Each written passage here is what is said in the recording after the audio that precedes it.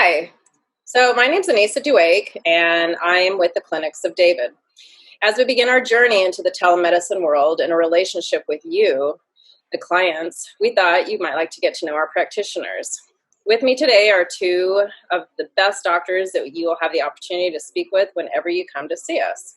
So our first doctor up is Dr. Alton. How are you this morning or this evening? Doing well, thank you. Can I ask you a few questions about yourself? Absolutely. All right. So the biggest complaint that I hear from people is that when they visit their practitioner, they feel as if they're treated like a disease rather than a person. What are your thoughts on this? You know, it's a big challenge in medicine because, on the one hand, you want competency for the treatment that you are seeking, and then on the other hand, you want a more expansive view of your, well-being and your wellness. And so there are many practitioners who excel at one, and some excel at the other. And it's a rare thing when you find a practitioner that can blend both, meaning that the practitioner is competent and excellent at treating a disease or pathology, and also has broadened their horizon to also keep an eye on your overall well-being. Right. I can see that. All right. Kind of piggybacking on this idea is that many people walk in to the doctor's office and they feel like they're just rushed in and out. Now, I'm pretty sure that most of us understand how the insurance companies work and that you have to see a certain amount of patients per hour, per day. How is this platform going to be different from that? So we plan to, before people are seen by the practitioner, we plan to screen people so that we can streamline what we're treating at that moment. And then above and beyond that, we will place on the platform ideas, concepts, and insights regarding conditions, ailments, and anything we think patients can benefit from in improving their health and their well-being. So while they'll get a chance to visit with us for a specific complaint or illness on the platform, as you know, the Clinics of David, we believe in the urgency of courage. And we're basically a story about your victory against whatever Goliath that you face, especially in the disease realm. But some people have bigger Goliaths than that, or different Goliaths than that. We want to be a partner with patients, with people in their challenges, in attacking and winning their fight against Goliath. Sounds fascinating. Now, what is this urgency of courage that you're talking about? So the urgency of courage is an idea that some people face diseases, right? And everyone has a different challenge that they face. Mm-hmm. And some diseases require extensive resources, extensive attention. Yeah. And beyond just the cure and the treatment, right, the inner strength of the human being to fight back. And that's the courage that we target. That's the courage that we want to partner with people on in developing so they can be stronger, and fight, not just necessarily with the treatment that they're given, but also with their soul. That's beautiful. I've never heard a doctor speak that way. Thank you. So my next question is, I believe it's important that as people that we learn from our mistakes. I believe that failure is a part of success. With that, what would you say is your biggest mistake that you've ever made as a doctor? What did you learn from it, and how has it changed you as a practitioner today? I was in medical school. I was in my internship year, and it was 2 o'clock in the morning. I was on call in the hospital, and one of my patients held my hand, and he started crying. I was visiting with him, and he started to talk about something unrelated to his condition. Now, he had just had a liver transplantation, and that's what he was hospitalized for. And he wanted to contemplate a bigger picture in life and some of the mistakes that he's made, and he started crying. And it was at that moment that I realized that I had made a mistake thinking that being a doctor is about treating disease and in the here and now. And it woke me up. That was a powerful moment for me because it woke me up to realize that, yes, we're here to treat disease. We're here to be competent Yeah. to treat these conditions and to help a human being recover. But the doctor-patient relationship is way beyond just treating an ailment. Right. It forced me to broaden my horizon to embrace the entire human being so that I'm not blindsided anymore by someone's challenges outside of their physical ailments. And that has allowed me to enrich my practice. And it's brought more fulfillment to my soul, and I hope to the souls of those that I serve. Mm-hmm. That's very refreshing. So what would you say that what is something that you just really love about being a doctor? The opportunity to serve. For me, it's always a pleasure, and I always tell patients that. I am really humbled by people's trust that they have in me to come to me to seek a treatment for their ailment. And so I've come to the conclusion that the currency of life, really, as I see it, is trust. And when you can earn people's trust, and they come to you with that trust that you will help them, it is the most priceless thing that I ever had. Absolutely, absolutely. And what would you say sets you apart from your colleagues? So I think everyone is built differently, and everyone has a different purpose and a mission.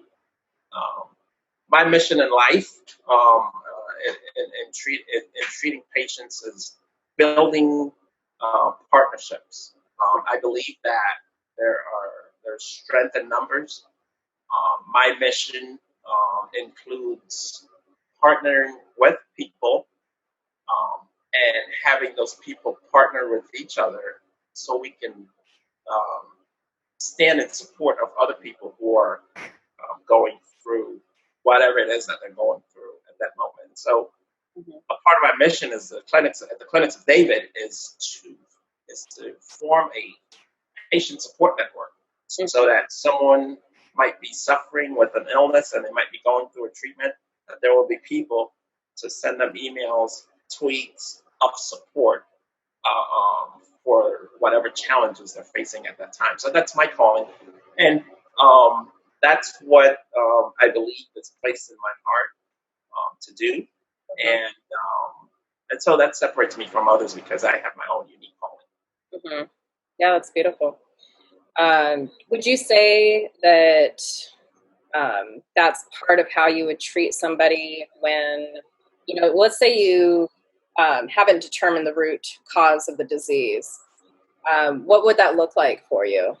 You have somebody that comes in and has some symptoms that you need, and you're just not being able to figure that out. What would you do about that?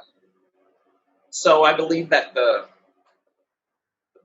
better clinician, the best clinician, is one who understands the limits and is able to access resources beyond themselves. And so I would, in the cases that you're describing, I have resources that I can tap into. For example, um, colleagues that might specialize in a certain area beyond what my scope of practice is. Research papers and textbooks. I still review textbooks and journals. And so it would for me it's a matter of tapping into resources, appropriate resources at the appropriate time as necessary. Right. Would you say that's part of your Army of David that you have been talking about? The Army of David is a collection of people who will support each other through whatever diseases or challenges that they're facing. And so the Army of David is an idea that help, we will support each other as their story of victory and overcoming evolves. Mm, nice. That's beautiful. Now, can I ask you some questions about yourself? Yes. All right. So, what can you tell me about yourself and about your life as a family man? So I'm a very strong family-oriented person. I come from a very strong family. Um, as I as early as I can remember, I was always given a task, something to do in the family, and so when I was a boy, that was to, for example, take out the garbage, stuff like that, and it gave me a sense of belonging. And then I always had, I had an upbringing where there were people around me everywhere who just believed in me, and they injected like precious nuggets of love and wisdom in me, and I'm very grateful for that. And so I think um, my like so for example my definition of child is someone who's still innocent. And once that innocence is broken, then that person is no longer a child. So I'm a fierce defender of that. Um, I believe in that the family unit brings up the child. I strongly, I am not very well versed in social resources that contribute to the upbringing of a child. I believe that is the responsibility of the family. Um, I believe that the education of a child, for example, is also the primary responsibility of the family because no one's going to care and no one's going to love that child as much as the family. Well, it sounds like you've had a really blessed childhood. Yes. Strong person. Yeah. All right. How about your life in relation to music? Yes. I am a big fan of music. I love music. I love good music. And what I have learned about music is when you hear it, you either love it or you don't. Your inner being accepts it or it doesn't. And the ones that I accept are, for me, unique and precious. And I enjoy listening to the lyrics. For me, lyrics that uplift me are the ones that I tend to gravitate to. So YouTube, Prince, music that helped to feed my soul. So, and I go away. I try to listen to a mixture of music, different genres, old school, new school. As long as it enriches my soul, that's pretty much what I look for. Absolutely. Nothing better than some good music. Yes. Now, how about your life in relation to sports? So yes, I'm a big sports fan. I consider myself a jock. Um, it wasn't. So I grew up playing soccer, and then I transitioned to basketball. And I was never a serious athlete where I considered myself a full time athlete, but I always came close to that Mm-hmm. at some points in my life. I think it just happened that I probably spent more time with books than I did with ball, but I really enjoy sports and I still try to get out there and sling the ball every now and then. Football is my number one sport. I really admire the Kansas City Chiefs and what they're doing. The quarterback, Patrick Mahomes, is to me the most amazing football player I've ever seen in my life. So I look forward to seeing what they can accomplish in the next few years. It would be nice to start watching some sports again, huh? Yes. Now, how about your education? What can you tell me about that? So I got my undergraduate medical degree from the Wright State College of Medicine in Dayton, Ohio, and I got my residency from the Texas Tech College of Medicine. Um, what I mixed bag of experiences. I would say that the residency was definitely a profound experience in my life because that's when I won academic awards. I think I matured as a scholar, as a student during those years.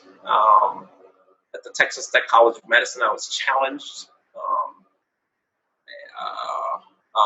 to become my best. I believe that was one of the best experiences of my life because I had to dig deeper and apply the academic skills that I had learned Mm-hmm. and put that into play. Right. Because, it's a mixture of both the academics as well as the clinical training. And you mix those two together. So it's a little bit more challenging than just going through academic classroom work.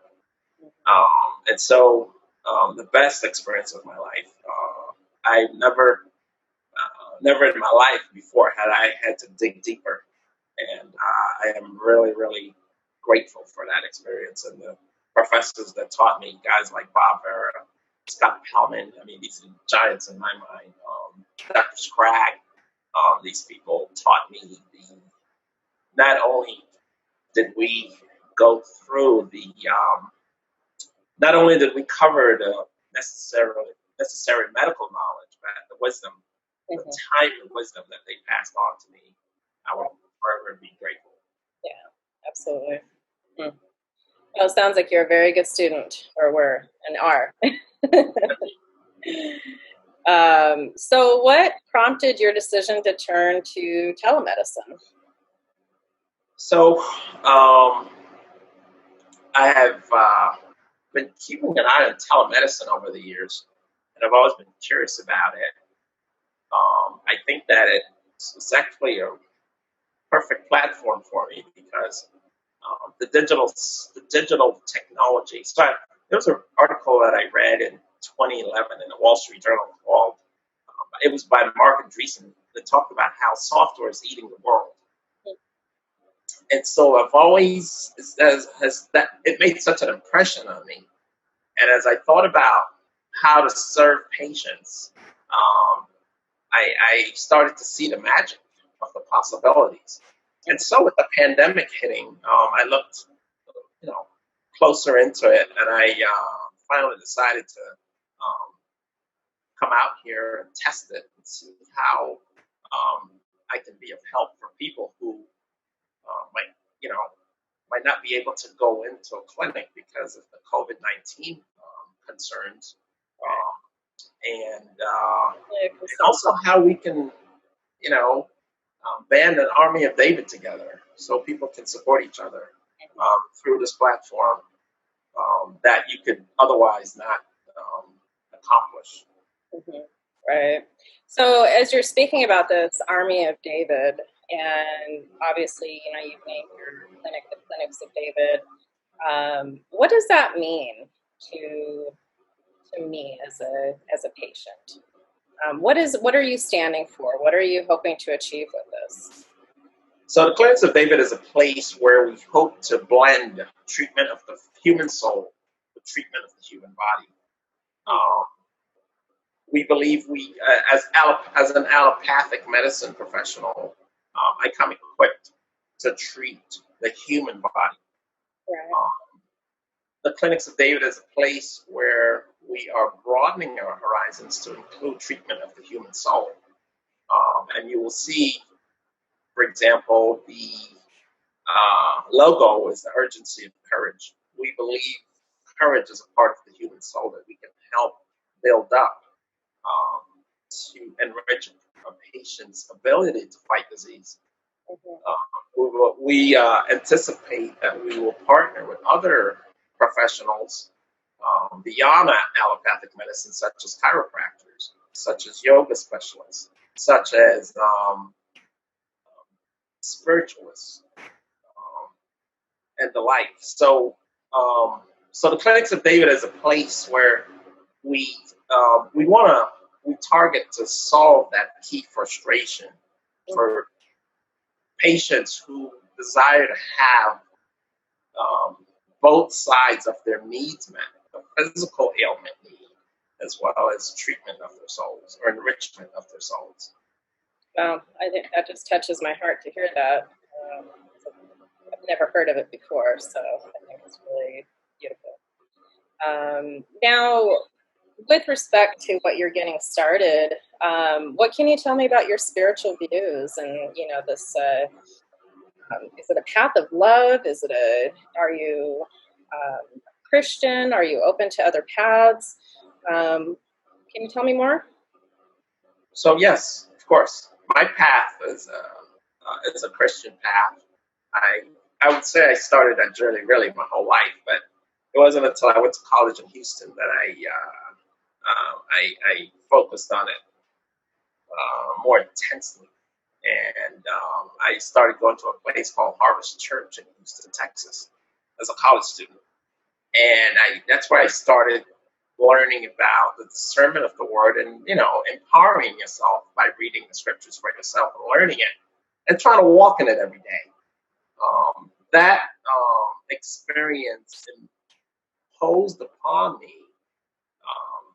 the desire to share love with my brothers and sisters in this world. And so as I went further into my digging and into my spiritual walk, I came across Brother Hagen, people like Brother Copeland, and that desire to seek God, love, deepened. Now, when I went to graduate school and medical school, I brought that deep desire for spiritual nourishment with me, and as I dug deeper, I started to realize that, the pathway to God really is a highway with different lanes. And I was walking in one lane, and Mm, there are other lanes. And so that wisdom mhm. allowed me to broaden my horizon to um, to understand that there are several roads, several lanes that lead to God. Right. And for me, as long as it's leading to love, I can understand it. I can appreciate it, and I can help, and I can celebrate it with a brother or a sister. Well, that's remarkable because you don't see a lot of that open-mindedness. So it's really appreciated. Now, who else are you going to have working with you? So we have Joseph Davis. Um, he is a old partner of mine. Mhm. Uh, I'm not sure he's going to take kindly to the word old, but he is a physician's assistant. So he's a clinician with a broad level of experience. He brings a commitment to excellence. Um, he he is very. What touches me most about him is his interest in enriching people's lives, Mm, and so I think he's a perfect fit for this platform. He understands the philosophy of it, and he has a great hunger for treating patients and enhancing their well-being. well, Sounds like you really trust him. Yes. Good. Well, that sounds great. I don't think I have any more other questions. Is there anything that you want to add to this? Well, my prayer is that people will engage with the clinics of David, that they will find not only um, healing for their whatever ails them physically, but they will find enrichment of Mm-hmm. their souls as well. One of the things that we are proud of is our content that focuses on helping people to develop courage. Mm-hmm. I hope that people will find it interesting, that they will want to engage with the content on our platform. I look forward to people connecting with each other to support each other, eventually forming the army of David so that we can slay Goliath. Mm-hmm. Wow. Well, it sounds very unique, and I'm really excited to watch it grow. So, thank you very much for your time this evening. Thank you. All right. Good night. Good night. During the times of Saul, Goliath, a monster, terrorized the people of Israel, until the youngest son of Jesse, named David, convinced Saul, the ruler, to take on Goliath. David's determination, faith, and courage helped him to slay the dragon Goliath. Today, we gather forces around an uncommon passion for courage. Courage to devour the Goliath that threatens our lives. We challenge you to discover the David within you that will smash and crumble that beast to the ground.